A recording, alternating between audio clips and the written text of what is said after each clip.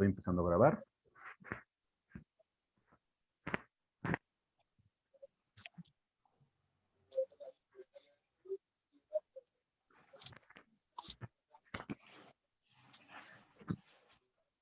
¿Qué tal? Muy buenos días, compañeros y compañeras del Magisterio Jalisciense. El día de hoy es sábado 13 de febrero del 2021 y nos encontramos en estos momentos por iniciar lo que sería la tercera sesión del Círculo de Estudio para la Promoción Horizontal de la Asamblea Magisterial Democrática Jalisco, afín a la Coordinadora Nacional de Trabajadores de la Educación, la CENTE. Comentarles que esta reunión está siendo videograbada y será transmitida en la página de Facebook de la Asamblea Magisterial Democrática Jalisco con la finalidad de compartirlo con la mayor cantidad de gente posible. El día de hoy, como ustedes pueden ver en la pantalla, el tema que estaremos abordando es el pensamiento crítico y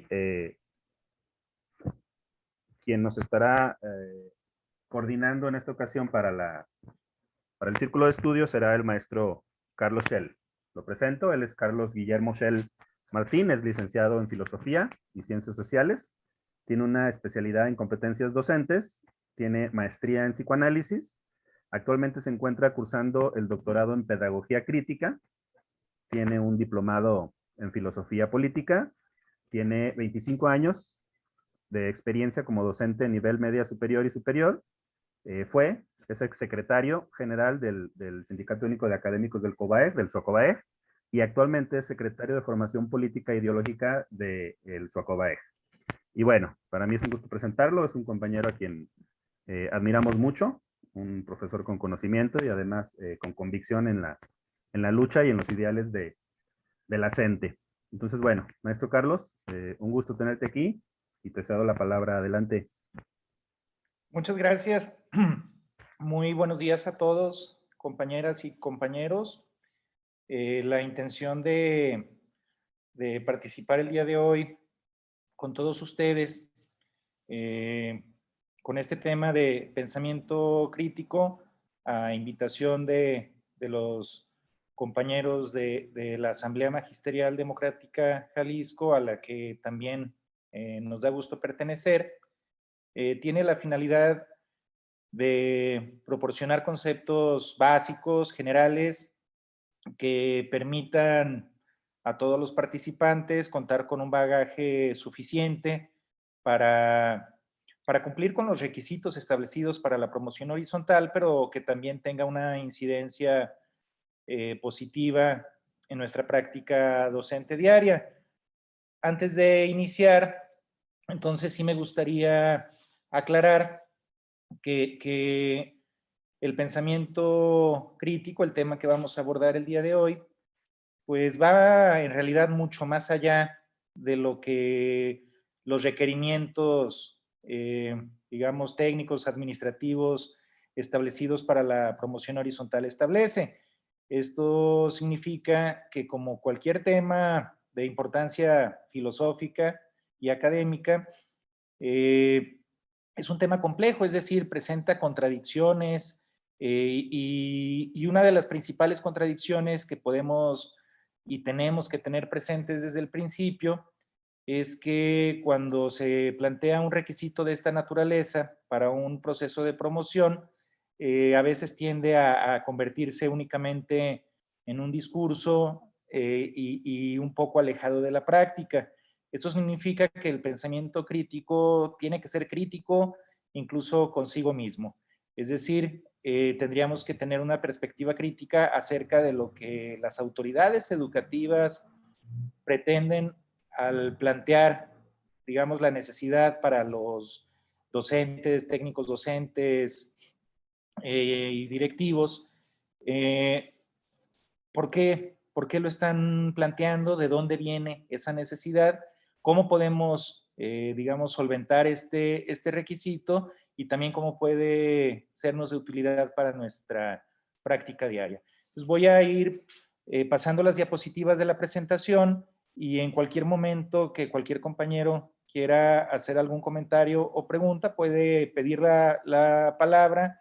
Ya el profe Damián nos va a otorgar el uso de la voz, o también puede plantear sus comentarios y preguntas a través del chat, ¿sí?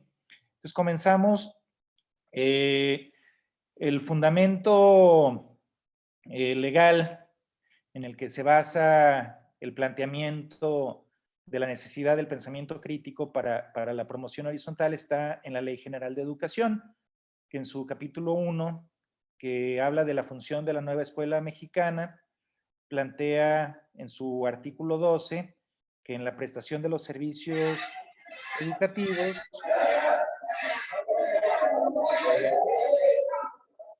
perdón, que en la prestación de los servicios educativos eh, se buscará el desarrollo humano integral para contribuir a la formación del pensamiento crítico, a la transformación y al crecimiento solidario de la sociedad, enfatizando el trabajo en equipo y el aprendizaje colaborativo, ¿sí? En ese sentido, tendríamos que partir de la fundamentación legal. Esto está en la Ley General de Educación. Y repito, se impulsará el desarrollo humano integral para contribuir a la formación del pensamiento crítico, a la transformación y al crecimiento solidario de la sociedad, enfatizando el trabajo en equipo y el aprendizaje colaborativo. Asimismo, en su artículo 13, esta misma Ley General de Educación señala que se fomentará en las personas una educación basada en, entre otras cosas, menciona la participación activa en la transformación de la sociedad al emplear el pensamiento crítico a partir del análisis, la reflexión, el diálogo, la conciencia histórica, el humanismo y la argumentación para el mejoramiento de los ámbitos social, cultural y político. Estos son los artículos de la Ley General de Educación en donde se menciona el pensamiento crítico. Desde ahorita voy a ir mencionando algo que más adelante saldrá, que tiene que ver con el artículo 3 de la Constitución, en donde se plantea, entre otras características de la educación que el Estado imparta, que debe ser laica. Yo considero que la necesidad del pensamiento crítico se inscribe a rango constitucional como algo muy relacionado con la laicidad de la educación. Y esto debido a que históricamente, como bien sabemos, la educación en nuestro país pues venía siendo prácticamente hegemonizada por la institución religiosa, principalmente por la Iglesia Católica. Y como sabemos, el pensamiento religioso, que si bien es pues un derecho también reconocido en la Constitución y que es totalmente respetable, es un pensamiento dogmático, es decir, plantea verdades absolutas a priori ya dadas que no aceptan cuestionamiento. Por lo tanto, la educación religiosa que tradicionalmente se recibía y se sigue recibiendo en muchas instituciones educativas privadas del país, pues es algo contra lo cual se establece la necesidad de la laicidad de la educación. Hay que entender que la educación laica no necesariamente implica que sea antirreligiosa, sino que esté libre, que sea ajena a cualquier tipo de doctrina religiosa, con lo cual se establece entonces el respeto a todo el pensamiento religioso, pero se le obliga también a respetar el pensamiento de los demás y entrar en un diálogo que vaya más allá de los dogmas. En el documento del Programa de Promoción Horizontal para Educación Básica 2021 se señala que el personal docente y técnico docente, en los perfiles profesionales del personal con funciones docente y técnico docente, se definen los aspectos esenciales de dichas funciones, tales como la relación con la comunidad local, el desarrollo del pensamiento crítico y filosófico, el mejoramiento integral y constante del educando. Aquí se le agrega el término pensamiento crítico y filosófico, ¿sí? De alguna manera nos da una guía, nos da un norte en relación a qué características podría tener este pensamiento crítico que se plantea como esencial en los perfiles profesionales de los docentes. Hasta aquí el fundamento de las leyes y los documentos educativos. Entonces tendríamos que plantear como pregunta inicial en qué consiste, qué es el pensamiento crítico. Maestro Carlos Shell, si me permites, antes de Y continuar, adelante. comentarles a los compañeros si alguien necesita, si tiene alguien alguna duda, quiere hacer algún comentario, alguna observación, puede ser a través del chat. Comentaba, por ejemplo, ahorita la maestra Dinora, que si podíamos regresar a la primera diapositiva un momentito. Entonces, Sí. si tienen algún comentario, alguna sugerencia, lo pueden hacer a través del chat o de la misma manera en la parte de abajo donde se despliegan las opciones, hasta la parte derecha, poquito antes de donde cuelgan la llamada, hay un icono que dice reactions, reacciones. Si tú le despliegas ahí, te aparecen varios emoticones y hay uno que dice raise hand, levantar la mano. Entonces, si ustedes van levantando la mano, ahí la dejan levantada y cuando vayamos terminando cada una de las diapositivas, damos un segundito para que comenten, para que pregunten o para que hagan la participación que consideren necesaria. Recordarles también, como lo hemos estado haciendo en las otras sesiones, se va a arrancar un cronómetro cuando empiece su participación. La participación debe no exceder los 2 minutos y cuando falten 30 segundos, es decir, cuando vaya 1 minuto y medio, yo les haré la observación de que les quedan 30 segundos para concretar la idea. Entonces, bueno, para quien guste participar, esta sería la mecánica. Y también comentarte, maestro Carlos, que en la semana estuvimos haciendo ahí una actividad en los grupos de WhatsApp en donde los compañeros estuvieron revisando precisamente la Ley General de Educación. Entonces, para que sepas pues que ya estuvimos revisando eso junto con lo que estás ahorita tú comentando, pues. Muy bien. Adelante, profe. Excelente. Muy bien. Bien, ya esta es la primera diapositiva. Vamos a recapitular entonces. Estamos planteando no el fundamento del pensamiento crítico, sino el fundamento del requerimiento de entender, conocer, saber en qué consiste el pensamiento crítico, de acuerdo con los requerimientos para la promoción horizontal, fundados en lo que establece la Ley General de Educación. Ya volveremos más adelante sobre estos temas. Entonces, entrando al tema principal, para definir qué es el pensamiento crítico, tenemos que regresarnos un poco para primero plantear filosóficamente, de una manera muy básica, qué es el pensamiento. Es decir, el pensamiento crítico podríamos caracterizarlo como un nombre y apellido, ¿sí? Es decir, el pensamiento crítico es un tipo de pensamiento. Entonces tenemos que tener primero conceptualizado qué es el pensamiento. Son conceptos que de alguna forma intuitiva o basados en lo que hemos estudiado desde el bachillerato, todos podemos tener una cierta idea de estos conceptos, pero a veces los damos por hechos. Es decir, a la hora de definir un concepto nos damos cuenta de que dicha definición incluye una serie de preconceptos, ¿sí? Es decir, que tenemos algunas ideas ya elaboradas, ya hechas acerca de estos temas y a veces es de mucha utilidad de construirlos un poco para darnos cuenta de que aún sin querer tenemos ya como ciertos preceptos filosóficos muy arraigados y precisamente el pensamiento crítico comienza con el hacernos conscientes de nuestros preconceptos y contrastarlos con otras definiciones. Pues hay distintas formas de definir el pensamiento. Se puede decir que es una facultad humana para formar ideas y relacionarlas entre ellas, que es una función cognitiva superior caracterizada por el manejo de conceptos, juicios y razonamientos lógicos correctos y verdaderos. Esta segunda definición es una definición basada en una lógica aristotélica principalmente, cuyos elementos sí sería importante que pudiéramos definir. De acuerdo con la lógica de Aristóteles, un concepto es la representación mental de un objeto, ¿sí? hay que tener presente que la filosofía de Aristóteles se caracteriza como una filosofía realista. ¿Esto qué significa?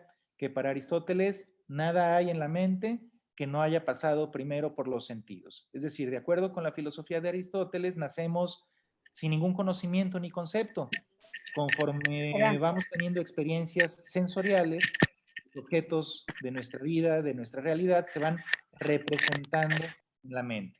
Esto es, pues el bebé al nacer no sabe nada y conforme va creciendo, por ejemplo, puede entonces conceptualizar a su mamá como mamá. Pero esta es una realidad que no es innata, es decir, es aprendida. Esos son los conceptos. Cuando ponemos en relación un concepto con otro, entonces tiene lugar el segundo nivel lógico, que son los juicios, ¿sí? Un juicio es cuando decimos algo sobre algo. Esto es, el concepto es mamá y puede haber otro concepto abstracto que sea bondad. Si se ponen en relación un concepto con el otro, el niño puede en un momento dado hacer un juicio que diga mi mamá es buena o mi mamá no es buena. O sea, un juicio afirmativo o un juicio negativo, que también puede ser particular o general. Pero entonces, los conceptos no juzgan, los conceptos simplemente representan realidades y los juicios ya tienen que ver con afirmar o negar algo sobre determinado concepto. El tercer nivel es el razonamiento. El razonamiento, de acuerdo con la lógica aristotélica, manifiesta una forma silogística, es decir, se compone en su forma básica de tres juicios, ¿sí? Que podemos llamar primera premisa, segunda premisa y conclusión. Por ejemplo, una primera premisa puede ser todas las mamás son buenas. Una segunda premisa puede ser esta señora es mi mamá y la conclusión, por lo tanto, sería esta señora es buena, puesto que pertenece al campo general de las mamás que todas son buenas, ¿sí? Eso es un razonamiento. Estos razonamientos lógicos pueden ser correctos o incorrectos, pero también pueden ser verdaderos o falsos. La diferencia entre la caracterización de lo correcto y lo verdadero tiene que ver, como vamos a ver más adelante, con que lo correcto es aquello que se apega a las reglas de la lógica. Es decir, es un pensamiento que está bien estructurado y que no rompe las leyes de la lógica, como pueden ser sus principios, como el principio de identidad, el principio de no contradicción, el principio de tercero excluido, ¿sí? Mientras que lo verdadero, de alguna manera se supone que presupone lo correcto, es decir, que no puede haber un pensamiento verdadero que no sea correcto, aunque por pura casualidad se podría llegar a un razonamiento verdadero, aun cuando no sea correcto. Lo verdadero está definido en términos básicos, de acuerdo con Aristóteles, con que lo que se piensa corresponda con la realidad, ¿sí? Entonces yo puedo llegar tal vez a una verdad hasta sin darme cuenta, por casualidad, afirmar algo que sea verdadero, aunque la vía por la cual llegué a ese pensamiento no sea correcta. Es como en las matemáticas, puedo llegar al resultado correcto, aunque mi procedimiento no sea el adecuado. Una tercera definición del pensamiento nos dice que es la capacidad para llevar a cabo procedimientos mentales tales como análisis, síntesis, inducción y deducción. Eh, Definiendo estos conceptos, podemos decir que el pensamiento analítico, en este caso el análisis, consiste en dividir un todo en sus partes para conocer la interrelación entre dichas partes. Lo contrario es la síntesis. La síntesis es la integración de las partes en un todo. El pensamiento inductivo es el que va de lo particular a lo general, es decir, como vamos acumulando experiencias, podemos llegar a un momento en el que generalicemos estas experiencias hablando de un concepto general, como lo que decía, todas las mamás son buenas. Bueno, pues si conozco a mi mamá y es buena, y después conozco a otra mamá, también es buena, y después conozco otras 10 mamás y todas son buenas, puede llegar el momento en el que afirme que todas las mamás lo son. Este es el proceso inductivo. Y el proceso deductivo, o sea, el procedimiento de deducción, es lo contrario.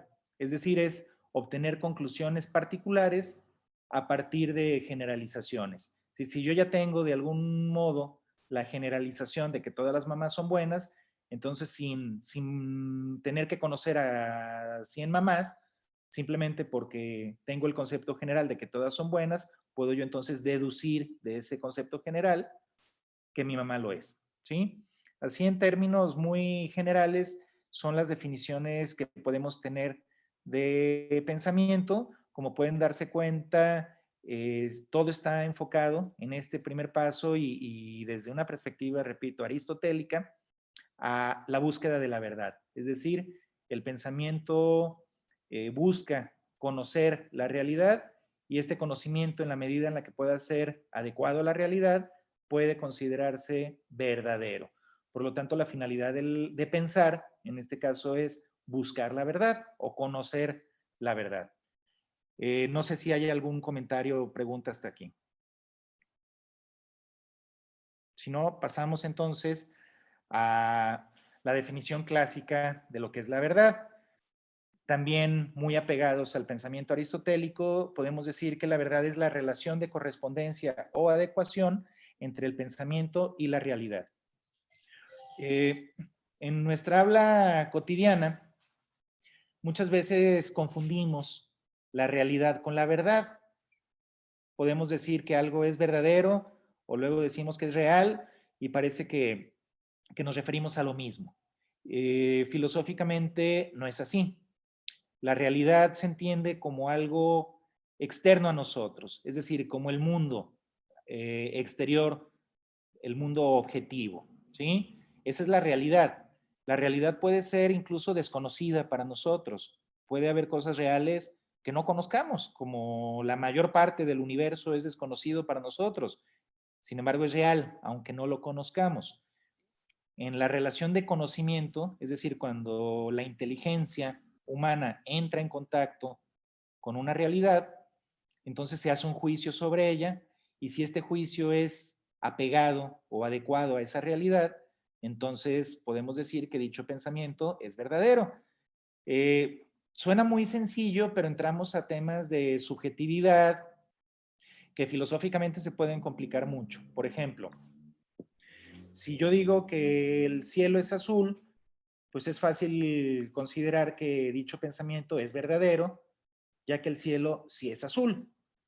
Pero ¿cómo puedo yo estar seguro de que el cielo es azul? Ya que yo digo que es azul porque lo veo azul, pero no puedo estar seguro de que esa realidad de ser azul realmente exista fuera de mi percepción, ¿sí? En ese sentido, se vuelve complicado el evaluar o juzgar cuando un pensamiento es verdadero, ya que si se expresa de manera honesta lo que la percepción plantea, pues todo el pensamiento sería verdadero, es decir, cada quien que diga lo que ve y lo que piensa, y en ese sentido será verdadero. Pero ¿qué pasa si viene alguien y dice que el cielo no es azul? O si alguien dice que el cielo es verde, o si alguien es daltónico y lo ve de otro color, podríamos decir entonces, para esa persona es verdad que el cielo no es azul. Si nos perdemos un poco en la perspectiva subjetiva en la que cada quien podría tener una opinión distinta, y eso lleva a un extremo relativista que se expresa en el dicho que dice que cada cabeza es un mundo o que todo depende del cristal con el que lo mires. Esa es una postura filosófica que también ha sido muy explorada, que es subjetivista. Es decir, que no podemos juzgar la calidad de verdad de algo, puesto que esta verdad está en función de la percepción subjetiva de cada quien. Para ello, Aristóteles plantea algunos criterios o tipos de verdad que nos permiten responder a esta pregunta: ¿cómo podemos saber si un pensamiento es verdadero? De acuerdo con los criterios aristotélicos, hay varios tipos de verdad o varios criterios de verdad. Un primer criterio es el criterio lógico, que nos dice que la verdad consiste en la adecuación del pensamiento con las reglas de la lógica, lo cual correspondería, como ya había dicho, más que a un pensamiento verdadero, a un pensamiento correcto. En este sentido, un pensamiento será verdad si se llegó a una conclusión partiendo de premisas y razonando correctamente, entonces de forma racional puedo llegar a una verdad. Este es el criterio lógico. El criterio ontológico, que también ya mencionamos, es quizá el que más corresponde con la idea básica y fundamental de la verdad, que es la correspondencia entre el pensamiento y la realidad. Es como decir que la realidad es el modelo y mi pensamiento y mis sentidos son como una cámara de cine o de fotografías. Si la foto es igual al modelo, pues entonces mi pensamiento es verdadero porque está reproduciendo de forma correcta la realidad. Ahí el obstáculo precisamente es el que ya decía, cómo podemos estar seguros de que los sentidos no nos engañan, porque aún razonando correctamente, si mis sentidos de entrada me están engañando, pues entonces no podré conocer la verdad. Es decir, aun cuando razone correctamente, es decir, aun cuando respete el criterio lógico, si las premisas de las que parto no son verdaderas, obviamente la conclusión a la que llegue tampoco lo va a ser. En nuestra vida cotidiana, uno de los conceptos de verdad que más aplicamos es el criterio moral, que es la correspondencia entre el pensamiento y la palabra. ¿Eso qué significa? Por ejemplo, cuando decimos que alguien es mentiroso, que no dice la verdad, ¿a qué nos estamos refiriendo? Nos estamos refiriendo a que dice algo contrario o distinto a lo que piensa. Pero sobre todo es un criterio moral porque esto se hace con la finalidad de engañar. Sí, es a lo que llamamos mentira. En ese sentido, decir la verdad significa simple y sencillamente decir lo que auténticamente se piensa. Esto también tiene sus asegúnes, ya que bien puede ser que alguien esté equivocado, que crea que algo es verdad y lo diga, pero no está mintiendo, más bien está equivocado, pero está siendo sincero, está siendo honesto, está diciendo lo que realmente piensa, lo que realmente cree. Sin embargo, ontológicamente, aunque no pretenda engañarnos, lo que nos está diciendo no es verdad, puesto que no corresponde con la realidad, pero él sinceramente lo cree. Entonces podríamos decir que en un término moral está diciendo la verdad, aunque ontológicamente está en un error. ¿Sí? Otro criterio de la verdad es el criterio social, que aunque suena como muy poco confiable, es uno de los criterios que más vivimos cotidianamente, que es la adecuación entre el pensamiento individual y la opinión válida en un contexto determinado, fundamentalmente por un principio de autoridad o por un consenso social. ¿Qué significa? Que en un contexto social se considera verdad lo que la mayoría cree. Esto es cuando un científico como Galileo, por ejemplo, plantea que la Tierra es redonda, pues esto en su contexto es tomado como mentira, es algo que no se considera verdad, aunque desde otro punto de vista ontológico pueda ser que tampoco, porque en realidad la Tierra no es redonda, ¿sí? Y eso lo sabemos ahora. Entonces, cada época tendrá sus conceptos con los cuales se tendrá uno que adecuar para ser tomado por verdad. Es decir, es muy importante en este sentido el contexto social para determinar lo que es considerado verdad y lo que no. Este criterio es muy importante para lo que vamos a ver más adelante respecto al pensamiento crítico, ya que es muy común que consciente o inconscientemente tratemos de adecuarnos a lo que la sociedad piensa. Es decir, que buscamos la aprobación de los demás, de lo que decimos, y usamos a los demás como criterio para saber si tenemos la razón o no. También el principio de autoridad es como lo que sucede en un salón de clase. Si un alumno tiene un pensamiento correcto, normalmente se define en función de si está de acuerdo o no con lo que el maestro dice.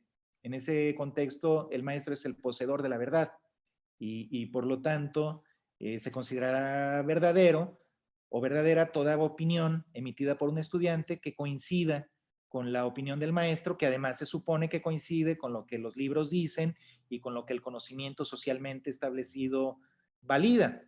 Esto tampoco significa que sea verdadero. Los maestros también nos podemos equivocar, los libros también pueden estar equivocados y de hecho, para el pensamiento crítico es muy importante ir entendiendo que el conocimiento científico se construye en realidad desde la ruptura con la verdad social. Es decir, que cada avance científico rompe con algo que anteriormente se consideraba verdad. Esto significa que lo que hoy consideramos verdad, incluso científicamente comprobada, es algo que conforme la ciencia avance, es muy probable que deje de ser considerado verdad. Por lo tanto, podríamos desde ese punto considerar, como lo plantea Kuhn en su teoría de los paradigmas, que el conocimiento científico y por lo tanto la verdad es provisional. Es lo que se considera verdadero hasta este momento, pero es muy probable que en lo sucesivo, en el tiempo futuro, esa verdad sea superada o contradicha por una verdad superior. Y hay otro criterio que es el criterio pragmático, que es que la verdad es lo que me conviene. La verdad es aquello que me permite obtener cierto resultado. Es decir, se valora el pensamiento en función de su utilidad, de aquello para lo que sirve, ¿sí? Eso también puede sonar como muy convenenciero, sin embargo, en muchas épocas de la historia es un criterio que ha sido válido. Por ejemplo, un mapa, ¿sí? Un mapa antiguo. Para la navegación, bien puede ser que este mapa tenga muchos errores o que no corresponda con la geografía real. Sin embargo, si ese mapa sirve para que el barco llegue a su puerto, podemos decir que de acuerdo con el criterio pragmático es verdadero, puesto que sirvió para su fin, aunque si lo observamos más detenidamente, puede estar lleno de errores o incluso puede estar equivocado, pero en esa situación particular sirvió para alcanzar un fin, ¿sí? Es lo que podemos llamar verdades convenientes, ¿sí? Aquí hago también una pequeña pausa para que todos reflexionemos en cuál es el criterio de verdad o de pensamiento verdadero que nosotros como maestros pensamos, sobre todo cuando trabajamos con nuestros estudiantes. No sé si hay algún comentario hasta aquí. Bueno, profe, me parece muy importante hacer el análisis de los criterios de la verdad que estás haciendo, porque eso nos permite entonces sentar las bases para el análisis del pensamiento de nuestros alumnos en la práctica. Nos queda claro, ¿no? Que en medida de que haya quien se anime a cuestionar una realidad y analizarla desde la lógica, se pueden construir avances. Es decir, si no existiera en la historia de la humanidad quien dudara de la realidad establecida y pensara, seguramente seguiríamos todavía con palos y piedras persiguiendo nuestra comida, ¿no? Entonces, así de importante es el pensamiento en el avance de la humanidad.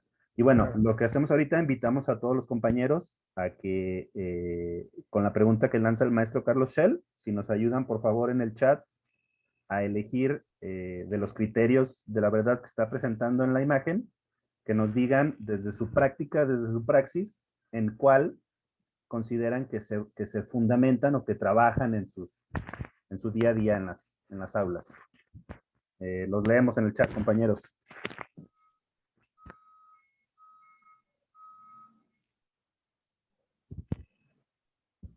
La maestra Marlet dice criterio ontológico.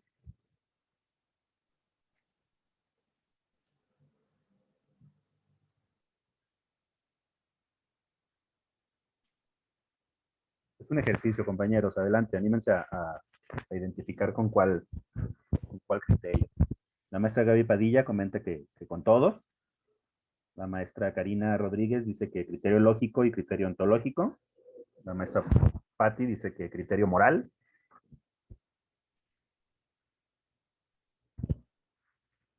La maestra Claudia comenta que ontológico y moral.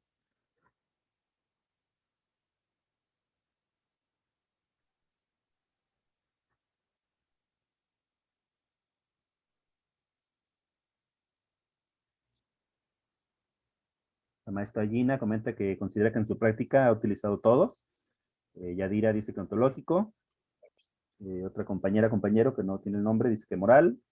Ros Quintero dice que lógico, ontológico y moral. Patricia Alcalá comenta que criterio lógico y ontológico.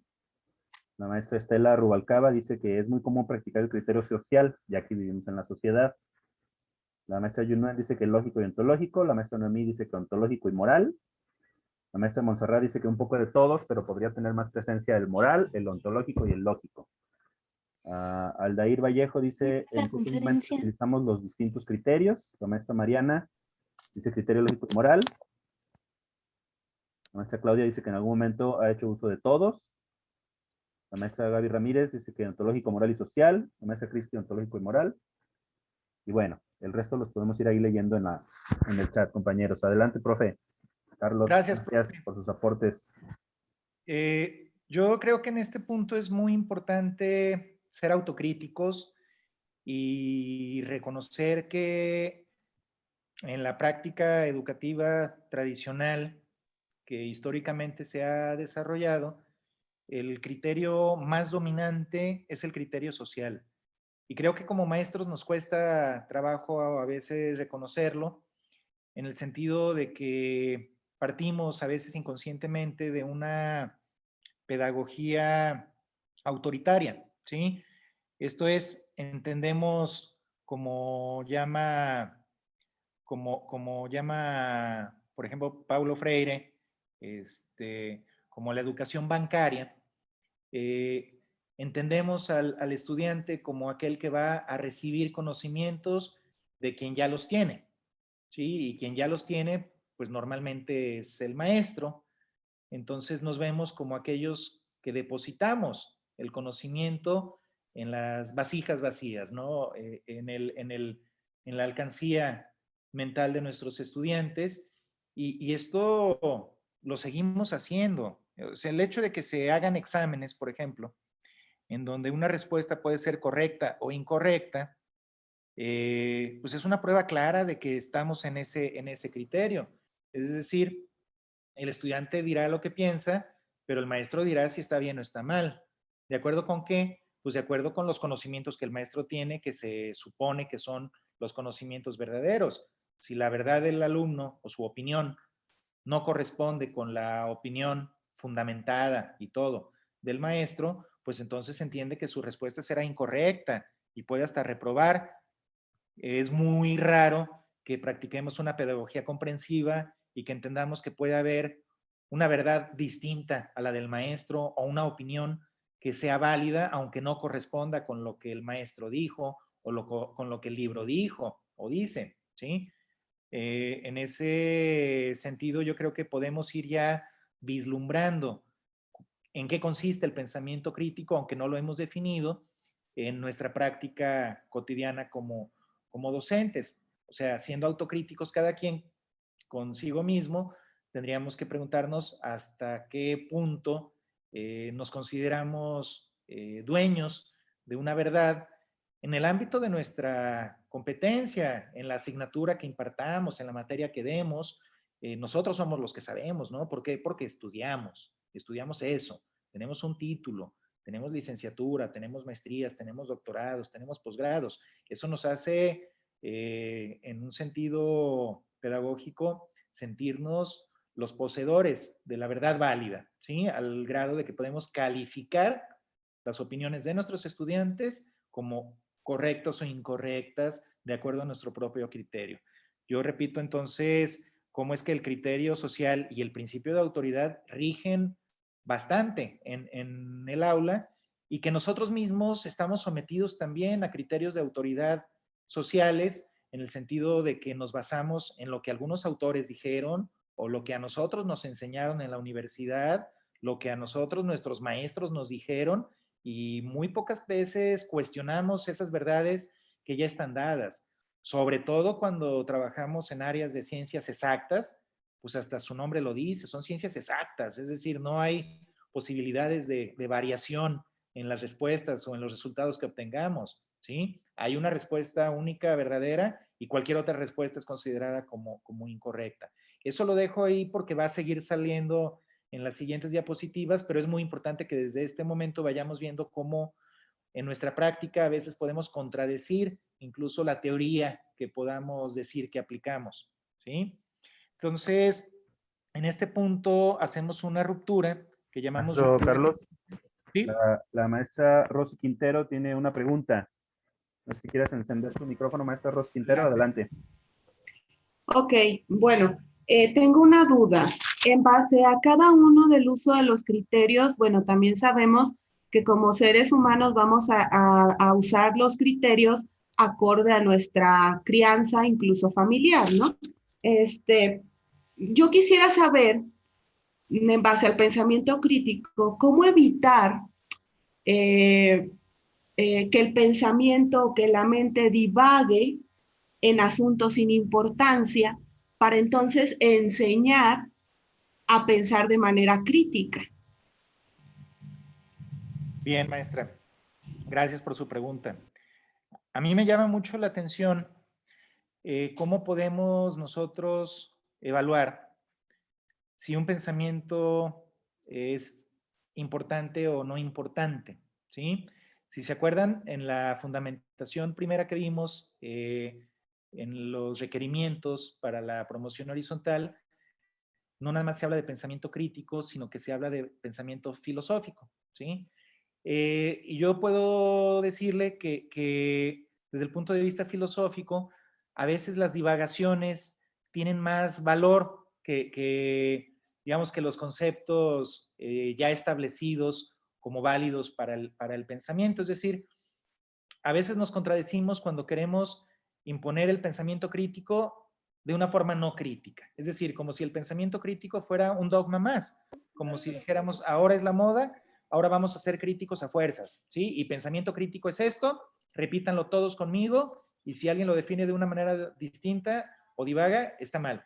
Es muy difícil, o sea, el pensamiento crítico tiene más que ver con actitudes que con conceptos ya establecidos. El pensamiento crítico tiene que ver, como vamos a ver un poquito más adelante, con la libertad, es decir, con la divergencia, con la diferencia, con la posibilidad de que cada quien piense de manera distinta, ¿sí? Obvio que esto puede asustar, sobre todo a maestros que no tienen formación filosófica. Puede un maestro pensar que esto tiende al caos, ¿no? Al desorden. Cada quien va a pensar lo que quiera, pues ¿cómo nos vamos a entender? Necesitamos un orden, necesitamos una línea, ¿sí? Esto se logra a través del diálogo, ¿sí? Es decir, ¿cómo podemos encauzar un diálogo de manera constructiva hacia el pensamiento crítico en el aula? Pues escuchando, primero que nada, ¿sí? No juzgando de antemano. Es decir, si yo veo a una parejita o a una bolita, a la clásica bolita de allá atrás platicando, a lo mejor yo pienso que están hablando de tonterías o de cosas sin importancia o que se están burlando de mí o no sé de qué están hablando. Y entonces es cuando nos ponemos autoritarios y decimos, a ver, ¿nos cuenta el chiste a todos o se sale del salón, ¿no? Que podría ser una actitud adecuada si no lo hiciéramos de forma agresiva, como decir, díganlo para todos, se vale. ¿Sí? Hay una frase que los maestros de filosofía dicen mucho, que con perdón del uso de una palabrota que voy a hacer, pero que nos dice mucho, que dice, no hay preguntas pendejas, solo hay pendejos que no preguntan. ¿Sí? Es decir, hay un miedo en el aula a equivocarnos, a que lo que yo pregunte esté mal o a que no sea lo que el maestro espera, ¿sí? Y eso ejerce como un efecto de censura. Es decir, el estudiante de manera inconsciente trata de adecuarse, es decir, que el maestro le diga, muy bien tu pregunta, ¿sí? Entonces, creo que como maestros tenemos que entrenarnos en la tolerancia y la apertura a distintos tipos de pensamiento de nuestros estudiantes. No porque no esté yo de acuerdo significa necesariamente que está mal. Es más, yo como maestro puedo aprender de las divagaciones de mis alumnos. Pueden darme una idea que yo no tenía o me pueden plantear una pregunta que no se me había ocurrido a mí. En ese sentido, tenemos que tener la apertura al diálogo, construir diálogos que no sean, en este caso, deductivos, sino inductivos. Es decir, que de lo que los alumnos nos vayan diciendo, nosotros vayamos construyendo, viendo la forma de integrarlos con nuestros propios conceptos. Esto nos lo dicen teorías pedagógicas constructivistas y críticas, ¿sí? No tenemos que llegar a enseñar, tenemos que llegar a construir el conocimiento de manera dialógica con nuestros estudiantes. Creo que con este comentario y esta pregunta que nos hace la maestra, nos vamos ya dando una idea de cómo se relaciona el pensamiento crítico con la práctica docente y eso que todavía no lo hemos definido. La ruptura crítica, si puedo continuar con la exposición, se plantea con unas preguntas.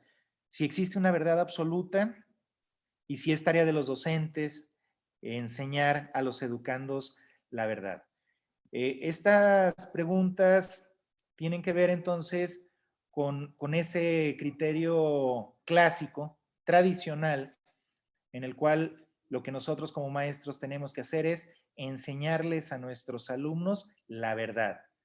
No sé si hay alguien que quiera dar alguna respuesta a esta pregunta, a estas dos preguntas. ¿Existe una verdad absoluta? ¿Es tarea de los docentes enseñar a sus educandos la verdad? O dicho de otra forma, ¿cuál es el papel que le damos al concepto de la verdad en nuestra práctica como maestros? Adelante, si gustan opinar sobre estas preguntas.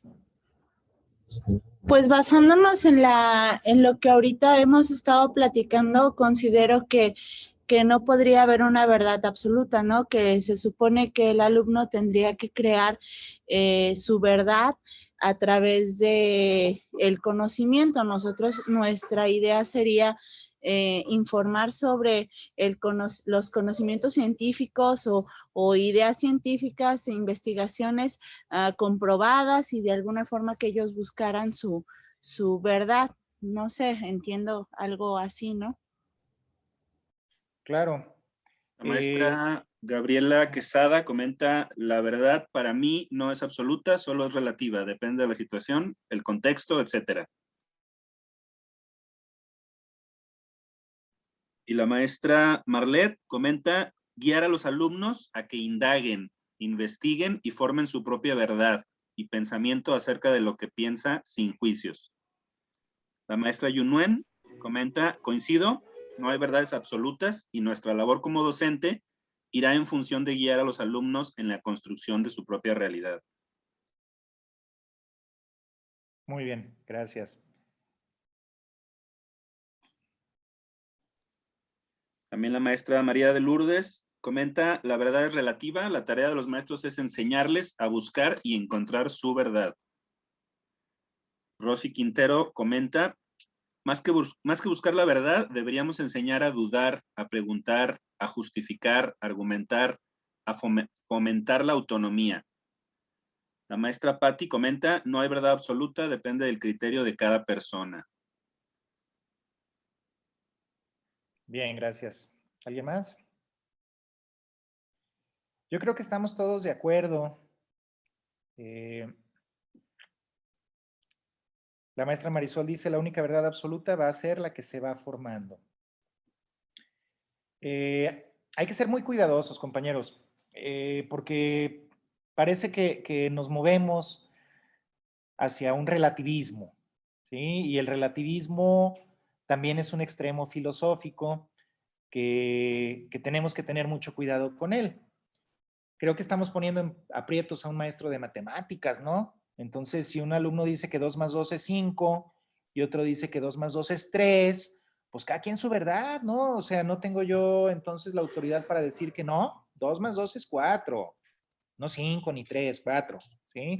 Y eso es verdad, ¿no? Al menos dentro de las matemáticas que conocemos y desarrollamos, no hay muchas posibilidades de variación de una respuesta, sinceramente.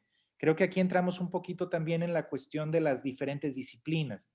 Es más fácil para los maestros que impartimos ciencias sociales, históricas, filosofía, etcétera, jugar con estos relativismos y aceptar la variación de opiniones que para maestros de ciencias que se consideran exactas, en donde creo que sería muy complicado aplicar estos conceptos que estamos expresando en esta ocasión.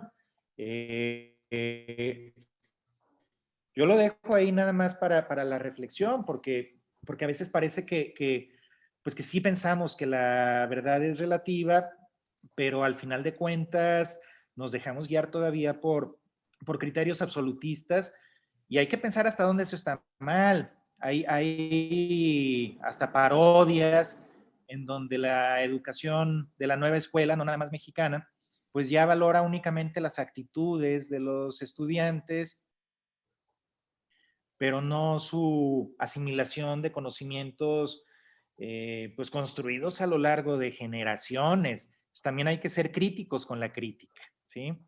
Dice Claudia Quetzali Gordián, he ahí la importancia del pensamiento crítico. Por eso la verdad implica todo un juego de habilidades, conocimiento, actitudes que nos permitan interactuar con lo que leemos, con lo que escuchamos, con lo que decimos y con lo que hacemos.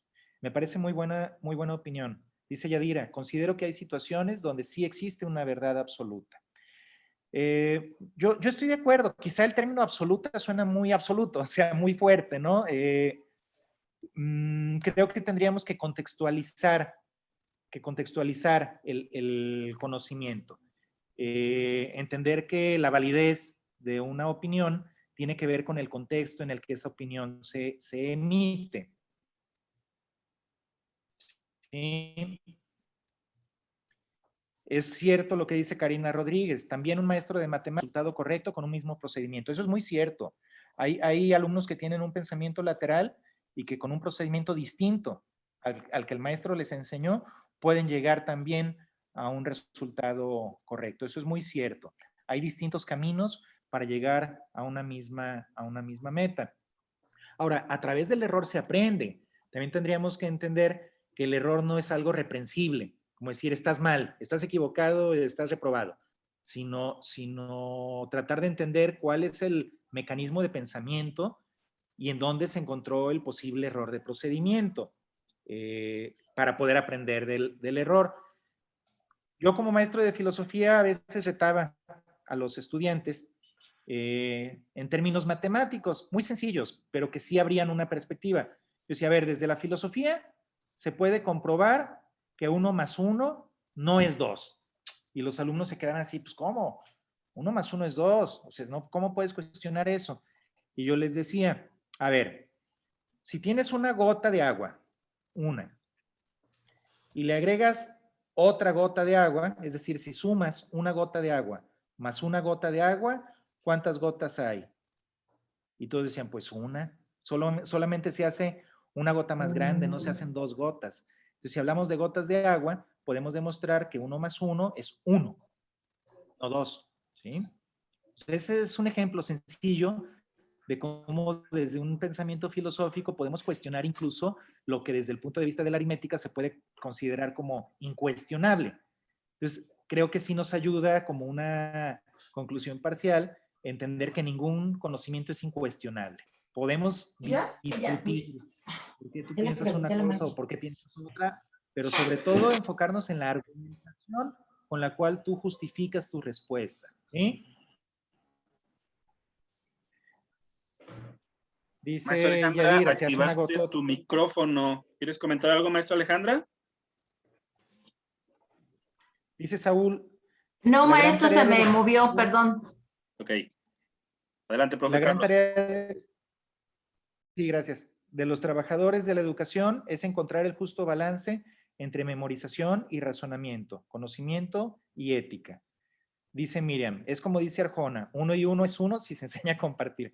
Claro, uno de las corrientes que vamos a mencionar más adelante es la del pensamiento complejo y la transdisciplinariedad, que precisamente nos plantea el diálogo entre las distintas disciplinas, la no separación entre las matemáticas y la filosofía, por ejemplo, si entender que históricamente todo el pensamiento era uno solo y se podía dialogar entre distintas disciplinas, encontrando lo que se llama un diálogo interdisciplinario que precisamente ayuda a cuestionar la validez de los conocimientos.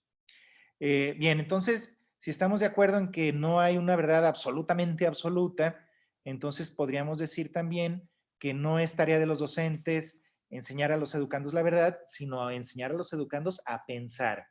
Es muy diferente entonces cuando tú pretendes dar ya, digamos, un resultado ya masticadito y en la boca, o cuando pretendes más bien enseñar a que el educando desarrolle su propio pensamiento para llegar a sus propias conclusiones y que estas conclusiones sean puestas en diálogo también, porque luego caemos en ese relativismo muy flojo de decir, ay, pues cada quien su verdad, cada cabeza es un mundo, pues si tú piensas eso está bien, cada quien, y con eso evitamos el diálogo, evadimos el debate, y eso tampoco es pensamiento crítico, eso es un pensamiento flojo, ¿sí? Es decir, no basta con que digas tu opinión y yo diga, ah, pues respeto tu opinión, no, Tenemos que entrar a contrastar las distintas opiniones y generar un diálogo constructivo que haga avanzar el conocimiento a través de dicho diálogo.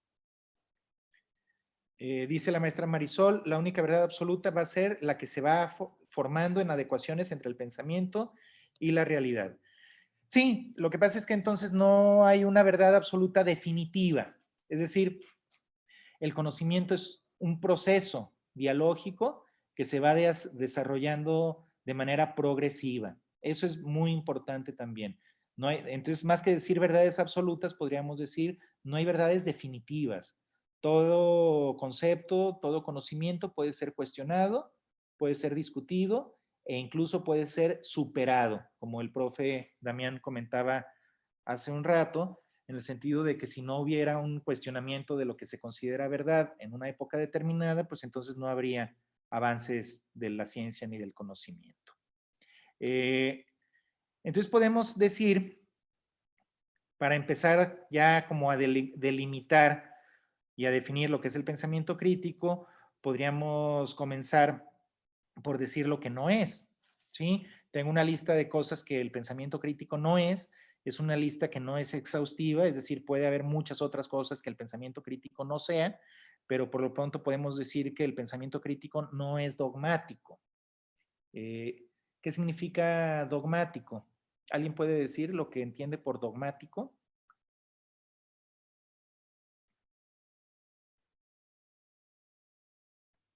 ¿Es algo relacionado a la fe? Sí, exactamente. Un dogma es como lo que en matemáticas se entiende como un axioma, es decir, es una opinión que no está comprobada, pero que se tiene que aceptar por fe, un dogma.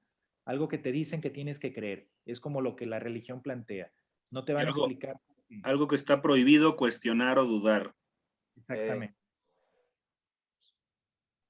El pensamiento crítico dice no la es maestra dogmático. Yadira, algo indiscutible, y la maestra Gina dice algo que no se pone en duda. Correcto. El pensamiento crítico no es autoritario. Con respecto a esto, nos referimos precisamente al criterio social, al principio de autoridad, en donde se plantea entonces que la verdad está definida por la autoridad y no solo por la del maestro, ¿sí? Siendo críticos tendríamos que preguntarnos por qué estamos en este momento platicando de esto. Pues porque la autoridad lo está planteando, ¿no? O sea, porque es uno de los requisitos que se están estableciendo para un proceso de promoción horizontal. O sea, nada más para que vayamos viendo hasta qué punto estamos condicionados y determinados también por la autoridad, ya sea que nosotros fungamos como autoridad o que nosotros mismos reproduzcamos los conceptos de la autoridad. Entonces, pues las distintas corrientes pedagógicas y criterios para el manejo de la educación que nos van imponiendo las distintas administraciones, pues es un gran ejemplo de autoritarismo. Es decir, si en un momento dado nos dicen que tenemos que ser constructivistas, pues ahí andamos siendo constructivistas, ¿no? Y luego nos imponen el modelo de competencias y vámonos todos a repetir y a memorizar las competencias. Y si en un momento dado resulta que ahora tenemos que ser críticos, pues vamos a ser críticos, pero pues de esa forma no estamos siendo críticos, o sea, de esa forma estamos siendo autoritarios. Es decir, autoritario no es únicamente la autoridad que impone su criterio, autoritario también es aquel que se somete a los criterios de la autoridad sin crítica. Tampoco estamos hablando de que tengamos que estar siempre en contra de lo que la autoridad plantea. Lo que estamos diciendo es que tenemos que pensar por nosotros mismos independientemente de lo que la autoridad plantee, ¿sí? El pensamiento crítico no es único, ¿sí? ¿Esto qué significa? Que puede haber distintos pensamientos que puedan entrar en diálogo entre ellos. No se considera que haya una verdad absoluta, como ya dijimos. El pensamiento crítico entonces tampoco es absoluto, no es cerrado. Y con cerrado entendemos que no está terminado.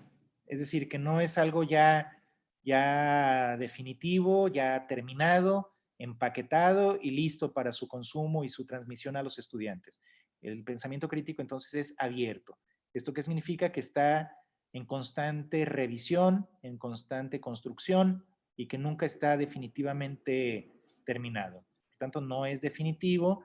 Y algo muy importante que puse, porque es algo que siempre sale cuando hablamos de pensamiento crítico, que no es lo mismo ser crítico que ser criticón, ¿sí? A veces lo confundimos, creemos que ser crítico significa estar criticando todo, estar en desacuerdo con todo, que nada nos gusta, a todo le encontramos un defecto. Eso no es el pensamiento crítico. La actitud criticona suele ser poco o nada propositiva. Es decir, solo estamos buscando los defectos en algo, pero no estamos sugiriendo o proponiendo cómo se podría mejorar. El pensamiento criticón es negativo y es destructivo porque además no entra en diálogo, solamente descalifica lo que otros plantean, ¿sí? Dice una persona que se identifica con un número, el pensamiento crítico se construye. Exactamente, no es algo que ya esté dado, que ya esté terminado, como decíamos, sino que está en un proceso constante de construcción a través precisamente de la crítica. ¿Sí?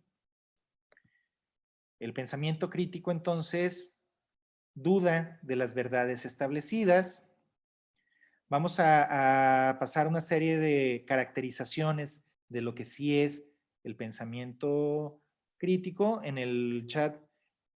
Con respecto a cada una de las afirmaciones, pueden ir poniendo también sus consideraciones, puesto que el tiempo se va bastante rápido en esta dinámica. Repito, el pensamiento crítico duda de las verdades establecidas. No es lo mismo dudar que negar. Es decir, dudar es no saber si es verdadero o es falso. Puede ser verdadero, puede ser falso, pero no se acepta como definitivo de ninguna manera. Dice Palmi, entiendo que buscamos el pensamiento crítico de los alumnos cuando permitimos que emitan sus juicios basados en la lógica que han creado en su experiencia acerca del tema en cuestión. Y por medio de estos juicios construimos y reestructuramos el pensamiento del alumno. Muy buena opinión desde mi punto de vista. Entonces, el pensamiento crítico duda de las verdades establecidas, somete las opiniones a contrastación. El término contrastación es un término proveniente del campo de la metodología científica que tiene que ver con buscar la falsación, es decir, con buscar las opiniones contrarias para comparar, ¿sí? Es decir, si hay una opinión que dice o afirma A, yo la contrasto con la opinión de no A.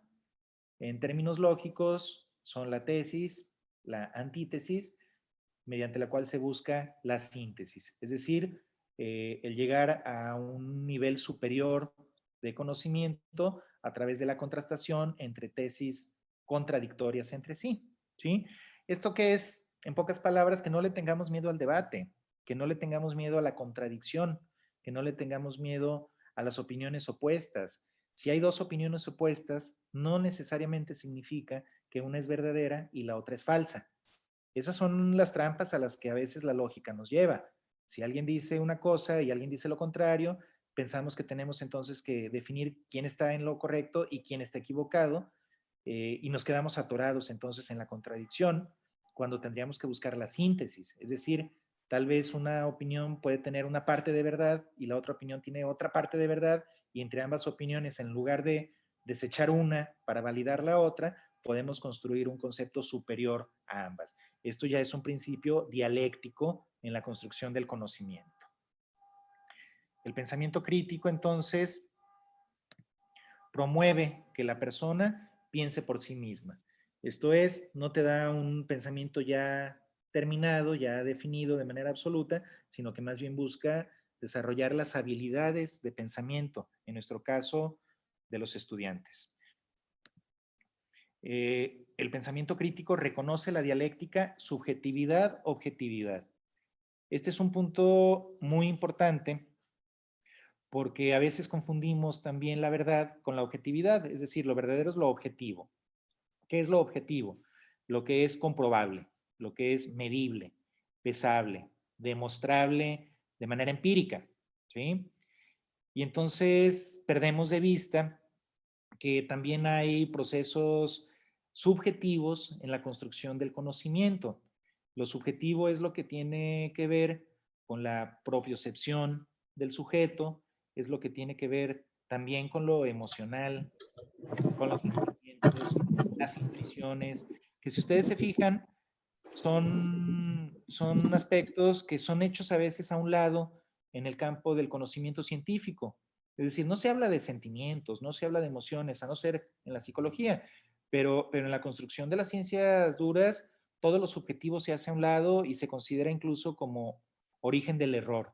Desde una perspectiva positivista, se tiene que eliminar toda subjetividad, buscar el conocimiento objetivo, aquello que sea igual para todos, aquello que se pueda comprobar de manera, ya dije, empírica. Creo que el pensamiento crítico es antipositivista, es decir, el pensamiento crítico entiende que no nada más pensamos, que también sentimos, ¿sí? Que no solamente tenemos pensamiento, también tenemos emoción.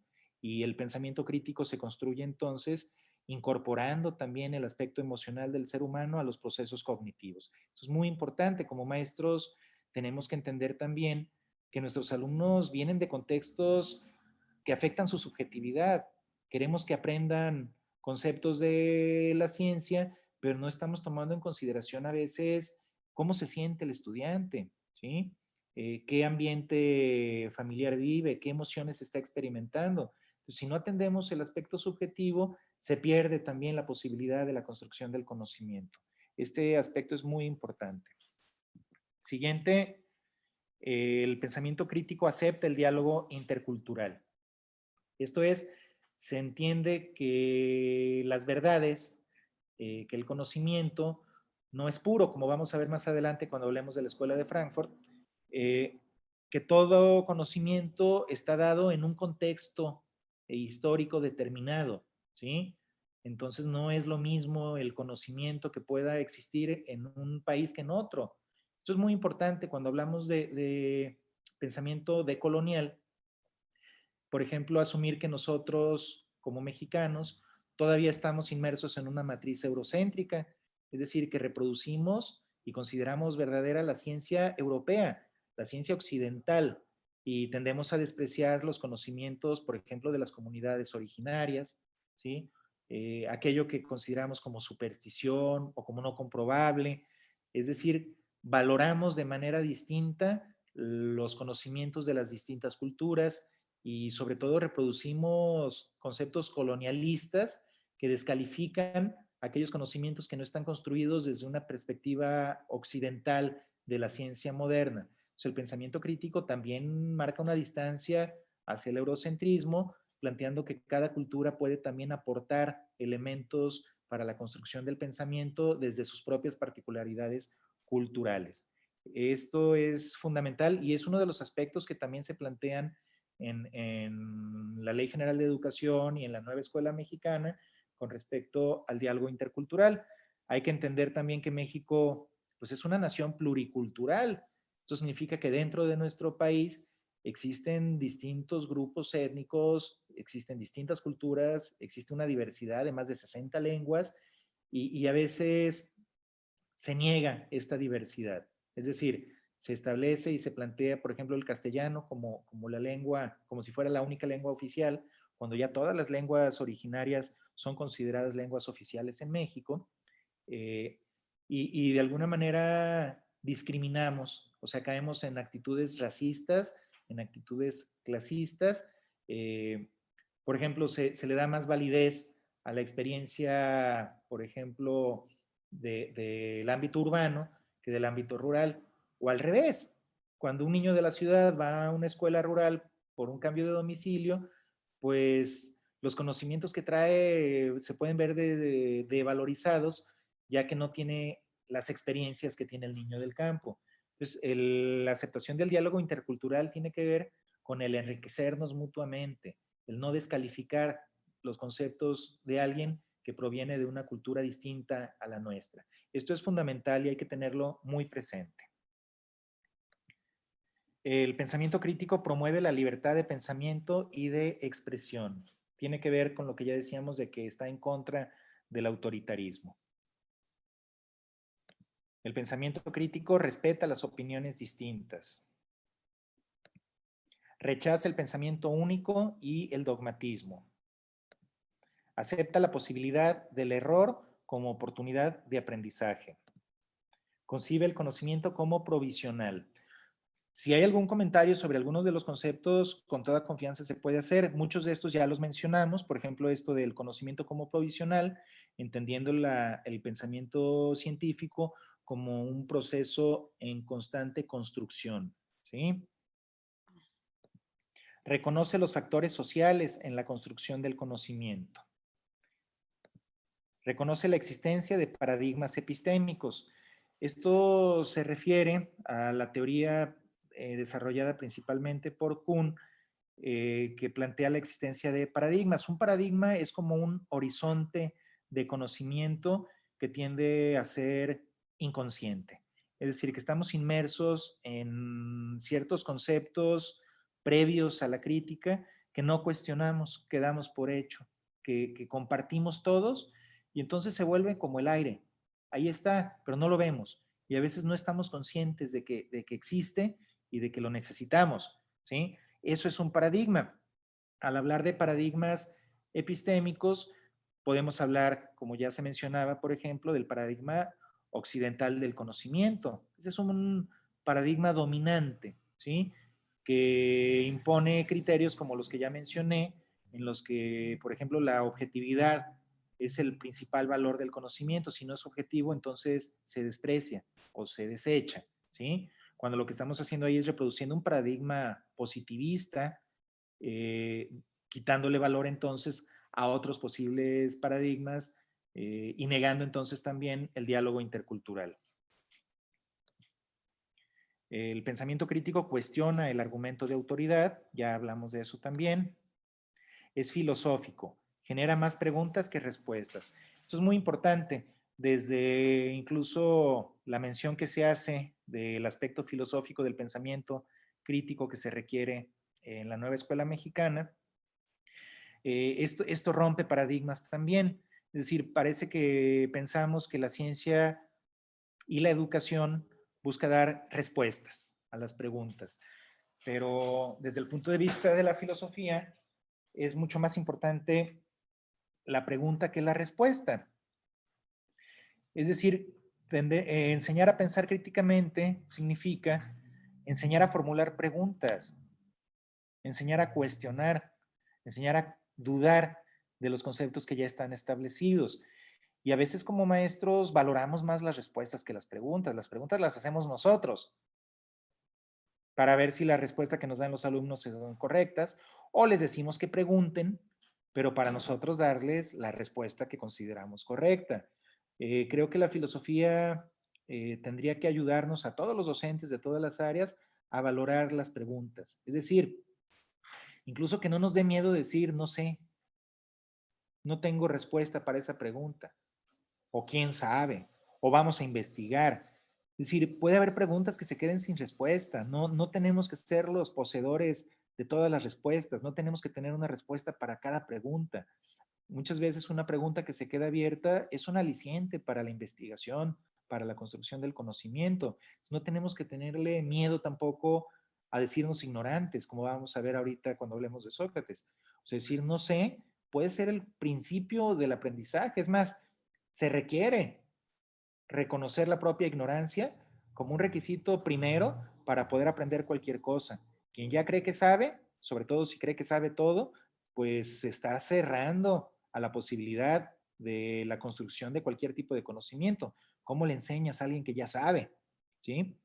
Quienes hemos trabajado con maestros en formación docente, nos hemos dado cuenta de lo difícil que resulta trabajar con maestros, porque los maestros somos gente que ya sabe, ¿no? Gente que ya estudió, gente que ya tiene respuestas y por lo tanto es muy complicado a veces abrirnos a reconocer nuestra propia ignorancia y por lo tanto es muy difícil el ámbito de la formación docente, lo digo por experiencia, ¿sí? Nos topamos con actitudes cerradas y a veces hasta soberbias de compañeros que asumen que tienen todas las respuestas y que nadie les va a enseñar nada, ¿sí? Entonces nos falta también la humildad de reconocernos como entidades ignorantes, ¿sí?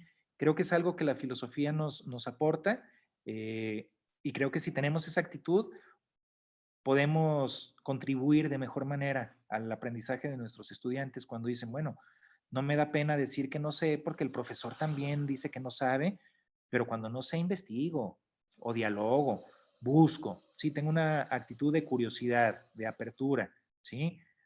De diálogo, no una actitud sabelotodo de alguien poseedor de todas las respuestas. Esto también es muy, muy importante.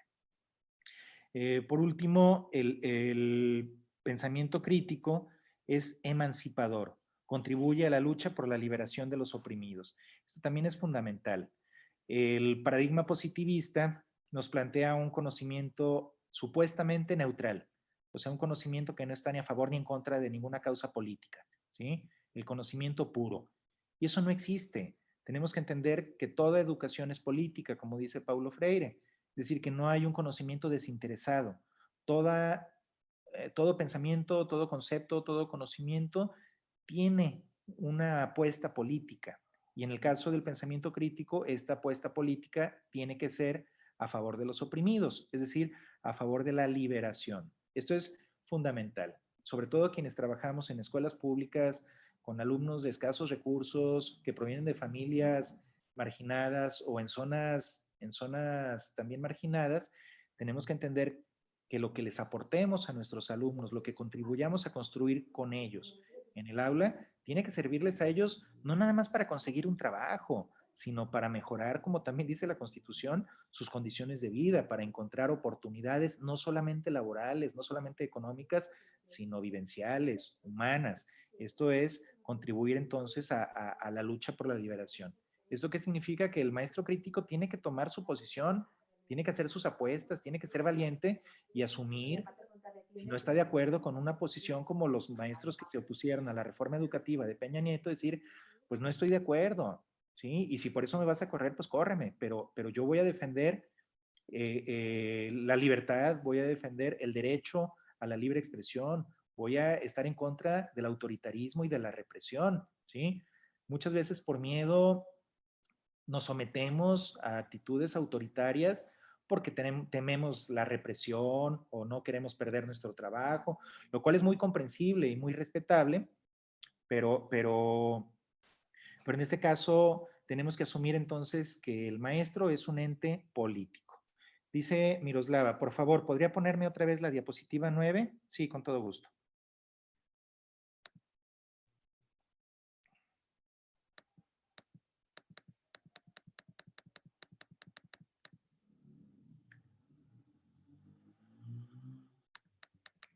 A ver, me voy a regresar para contarlas porque no... A ver, si esta es la 1. No, perdón, la 9 de la diapositiva 9 de este pensamiento crítico. Ok. Gracias, disculpe.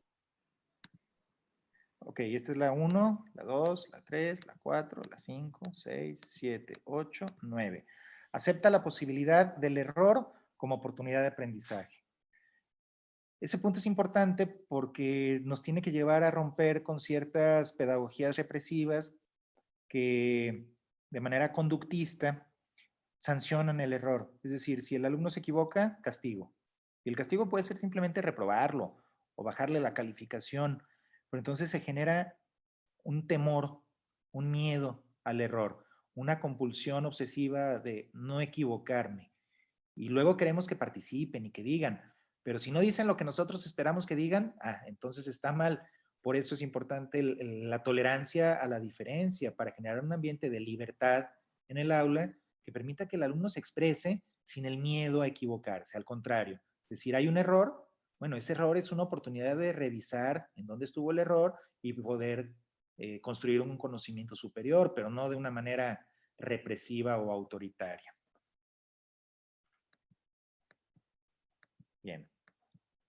Entonces estamos en todas las características que les planteo del pensamiento crítico, no son todas, obviamente, podríamos plantear muchas otras, pero yo creo que ya nos vamos dando una idea con todo esto de cuál es, o sea, en qué consiste el pensamiento crítico, pero sobre todo cómo puede hacerse presente o cómo puede no hacerse presente, que creo que es más común en el aula, ¿sí? Creo que es más fácil a veces definir algo por lo que no es que por lo que sí es. En este sentido, creo que podemos ir viendo cuáles son a veces las prácticas educativas que desarrollamos que no son críticas. Bien, hasta aquí con respecto a estas caracterizaciones del pensamiento crítico, ¿hay alguna duda o más bien algún comentario o ejemplo que algún compañero o compañera quiera aportar? Porque vamos a pasar ahora a hacer una muy breve revisión de algunos pensadores que han aportado a la construcción histórica del pensamiento crítico. Adelante, quien quiera participar.